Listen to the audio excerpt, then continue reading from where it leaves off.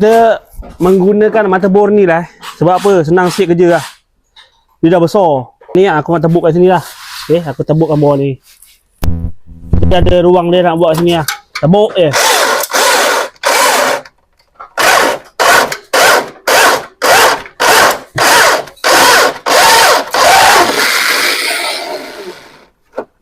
Okay, settle tebuk. Sebab apa dia senang tebuk? Sebab body reput. Bahan ni dia dah sediakan sekali untuk ikat wire ni lah, pergi ke bateri. Jadi kita akan potong lah wire ni, potong ke, sambung ke kat mana-mana. Okay, bawah ni pun dia dah sediakan 10-14 kita buka 10-14 Tadi kita dah tebuk lacunan ni. Okay, jadi kita ikat lah skru kat bawah ni dia dah sediakan lah untuk nut. Untuk nut ni lah ikat kat dia punya apa, bracket Swiss ni lah. Kita ikat lah sehabis elok lah bawah ni. Ikat kuat lah. Benda ni memainkan api, bahaya. Jadi bawah tu dia perlukan wire lah. Wire pergi ke bateri macam ni lah. Dia dah sediakan lah untuk pengikat dia ni Dia punya panel lah, orang panggil panel. Okay.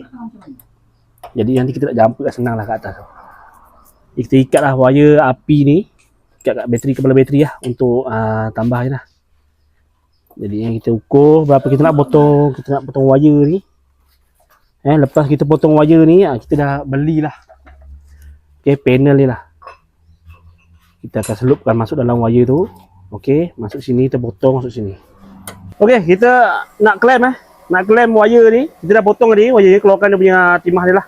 Okey, kita nak clamp lah kat dalam ni. Pakai mesin clamp ni lah.